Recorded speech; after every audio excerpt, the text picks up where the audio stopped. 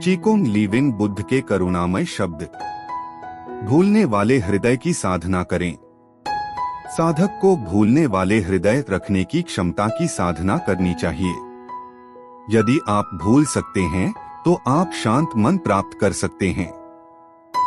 चूंकि शिष्य अक्सर अतीत को भूल नहीं पाते और बार बार याद करते हैं, इसलिए आप अक्सर लोभ, क्रोध, भ्रम और मोह से पीड़ित होते रहते हैं। यदि आप परेशानियों और सभी अप्रिय चीजों को दूर करते हुए भूलने वाले हृदय की साधना कर सकते हैं, तो शिष्य आप खुशी प्राप्त कर सकते हैं। लोग सत्य और ज्ञान की बातें क्यों नहीं समझ पाते? इसका कारण 5 कारक हैं। 1. हृदय में द्वेष रखना। 2. हृदय में शंकाओं को पालना। 3. हृदय में क्रोध भर कर रखना। 4. हृदय में चिंता को पालना। 5. हृदय में आत्मसंतुष्ट होना। मन की ऐसी स्थितियां पक्षपात को जन्म देती हैं और बाधाएं पैदा करती हैं। शून्यता की प्राप्ति और सत्यताओं को अपनाने की क्षमता में बाधा आती है।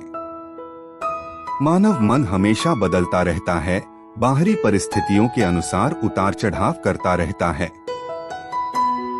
इसलिए ताओ की साधना करना वास्तव में मन की साधना करने का अभ्यास है, जिसका उद्देश्य शिष्यों को यह सीखने में सक्षम बनाना है कि इन उतार चढ़ावों का सामना कैसे किया जाए। यह महत्वपूर्ण है कि विचारों और भावनाओं के साथ लगातार प्रतिक्रिया न करें। इस तरह की प्रतिक्रियाएं स्थितियों से निपटने या व्यक्तिगत विकास के लिए फायदेमंद नहीं होती हैं। क्या ताओ की साधना में कोई इम्तिहान है? बेशक इम्तिहान है। वास्तविक साधना प्राप्त करने के लिए आपके दृढ़ संकल्प की परीक्षा होनी चाहिए। हालांकि यह सच है कि सच्चे अभ्यास में वास्तविक इम्तिहान शामिल होते हैं, जो आपको सत्य को झूठ से, वास्तविकता को भ्रम से अलग करने की अनुमति देता है। आपको हर संघर्ष को एक इम्तिहान के रूप में अंकित नहीं करना चाहिए। कुछ स्थितियां आपके आंतरिक स्वार्थ या अहंकार के कारण उत्पन्न होती हैं, जो इन झूठे इम्तिहानों का कारण बनती हैं।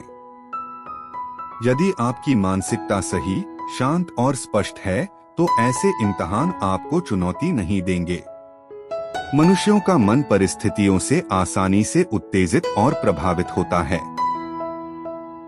कभी कभी शिष्य चीजों को स्पष्ट रूप से समझते हैं, लेकिन अपने स्वभाव की दृढ़ता के कारण कार्मिक जाल से मुक्त होना मुश्किल होता है। ऐसे मामलों में शिष्य स्वयं को आत्मसात करने में मदद के लिए आप बुद्ध और बोधिसत्वों की उज्ज्वल रोशनी की तलाश कर सकते हैं। वैकल्पिक रूप से आप अपने ताओ सीनियर्स और सदाचारी लोगों के मार्गदर्शन की ओर रुख कर सकते हैं, जो दयालु हृदय वाले आपको कर्म के जाल से बाहर निकाल सकते हैं।